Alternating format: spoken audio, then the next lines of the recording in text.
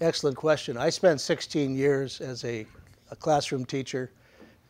We weren't using a lot of technology in the days that I taught, however, but I've never forgotten. It's the best job I've ever had. It's the most rewarding job and experience I ever had. And I could tell my colleagues and my constituents it's what I was really good at. Those were the days.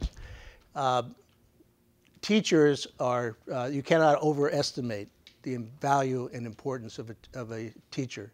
It is a tough, tough job in urban America today. I think it's a tough job anywhere. It's harder today than it was when I left the classroom in the 80s. But what we have to do is make it worthwhile for people, first of all, to go into education, and secondly, then to make it the opportunity that young people want so they can teach. They can do the things that allow them to work with children. I think we've done some heinous things in this state and in this country, teaching to the tests, simply trying to do things formulaically to say, let's go make sure we're making progress. There is a creativity there that belongs in the classroom. The love, and in fact, in many instances, teachers are the role models that these young kids have. You go into a kindergarten class, first grade class, and look at these children. Nobody's born to lose. Nobody's born evil. These are young kids pregnant with opportunity and promise. And somehow along the way, unhappily by the third and fourth grade, we're messing it up. So I think what you really want to have in a mayor is someone who is going to be actively engaged in recruiting and retaining the teachers. And if it's going to be on ancillary things like where they can afford to live, arranging with, you know, the city of Oakland has millions and millions of dollars on deposit with a whole variety number of banks. We have never bothered, as the mayor, go to the banks and say, listen, we need a program to loan teachers below market rate mortgages.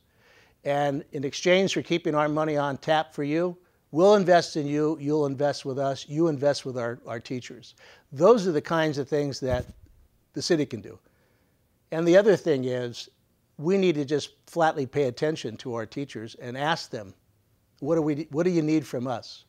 If it's safe for the kids to go to school, if truant kids are not the responsibility of the teacher alone, but of the community, if there are programs after school and in the evenings, safe places for kids to be, these are all support services that should help the teacher. But you want to make sure that what you're doing for the teachers, they want you to do. A lot of times you want to be saved from, oh, don't do me any favors. And the fact today that we really need to encourage young people to go into that profession because the compensation is not very good. We are never able to pay teachers what they deserve in my judgment. And if they want to raise a family, if we want them to live in the community, we're going to have to decide that we can do that. I believe the city can. There are excellent programs throughout this country where we've done that.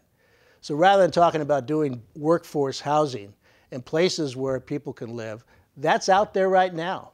It's the fact that you can't get a mortgage. You can't go 10 or 15% down. So let's engage on that front. Make it a place where people want to come to teach and where they want to stay and teach.